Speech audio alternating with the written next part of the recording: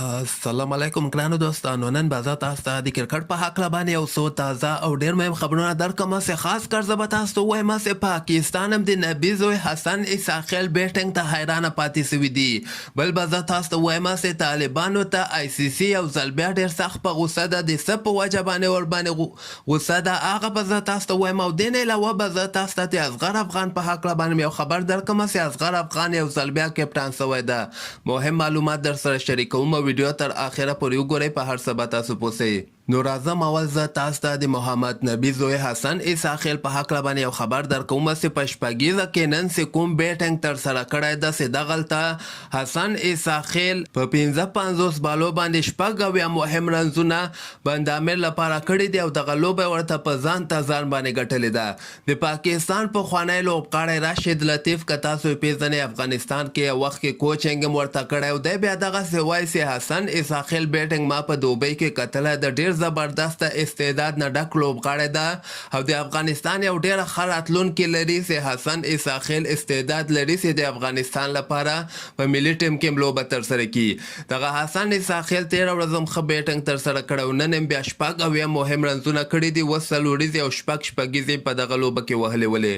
بل به زه تاسو ته وایم چې د آی سی سی له طرف نه دغسې خبر ورکړ سوی ده چې د افغانستان ملي بیرغ په میدان کې نه کتل. یعنې دغه شپږیزې کې تاسو وګورئ دغه خو ټول آی سی سی نظر ورباندې د ټولو ملکونو نظر ورباندې دغلته ملي بیرغ هم یعنې طالبانو نه پرېږدي چې میدان ته یې څوک ویسي. آی سی سی بیا وایي چې دغه ډېره د تشویش خبره ده چې ملي بیرغ یعنې د کرکټ په میدانو کې د افغانستان بیرغ نه کتل. دغه ډېر د تشویش خبره ده او د همدغه میاشتې 26 جولای باندې یو میټینګ ترسره کیږي او غونډه ترسره کیږي چې په دغه کې به د افغانستان کرکټ باندې هم خبرې کیږي.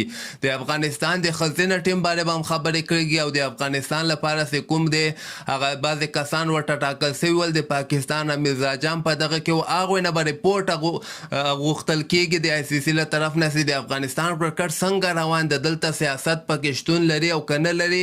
ډېرې غټې فیصلې به د همدغه میاشتې په 26 تاریخ باندې د آی سی سی په غونډه کې کیږي.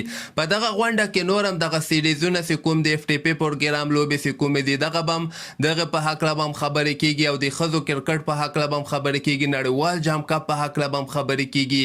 همدغسې د ایشا کپ په هکله او دغه د شلوریزه لیګونه چې کوم دي دغه هم وایي زیات سوي دي. آی سی سی وایي چې باید موږ بعضې لیګونه چې کوم دي هغوی ته یعنې دغه لیګونه چې کله زیات سي بیا دغه انټرنیشنل لوبغاړي م یعنې زړه نه ښه کوي چې خپل ټیمونو لپاره ولوبېږي.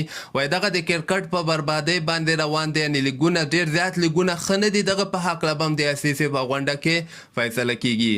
بل به زه تاسو ته ووایم چې د اصغر افغان ټیم چې کوم د دغې سره شهزاد هم د ګلبدین هم د حمزه هوتک هم د مخکې اصغر په ځای باندې یعنې حمزه هوتک یې کپټان کړی خو مسلسل دوه لوبې چې دوی وبایللې اوس یې دغه اعلان کړی ده چې د حمزه هوتک په ځای باندې به دغه بقایه لوبه کې اصغر افغان کپټنسي ترسره کړي. او بل به زه تاسو ته ووایم چې په شپږیزه کې هم نن یو دوه لوبې ترسره سوي ولې. دغه سهار ټایم کې چې کومه لوبه ترسره سوي وله دغه خو د حسن اساخیل په زړه پوړی بیټنګ په وجه باندې په 52 سنزو باندې ګټلې ده.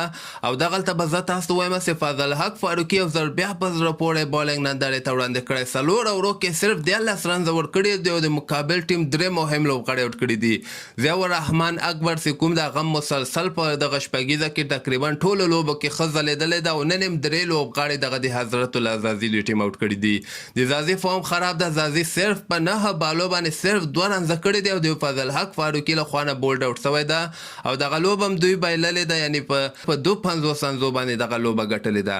او دغه دویمه لوبه چې کومه یوه ده دغه د هفتاب عالم ټیم چې کوم د دغوی هغه بل ټیم د احسان الله جنت دوی ټیم سره لوبېدلی ول. هفتاب عالم دوی ټیم 163 رنزه ټارګټ ورکړی او همدغسې بیا هغه مو شارکس په نوم چې کوم ټیم د هغوی ونه څه کولی دغه ټارګټ پوره کړي. نو دغسې دغه لوبه د هفتاب عالم دوی ټیم بیا ګټلې ده. د هفتاب عالم دوی ټیم لپاره کریم جنت په زړه پورې بولنګ هم ترسره کړی او بیټنګ هم ترسره کړی ده.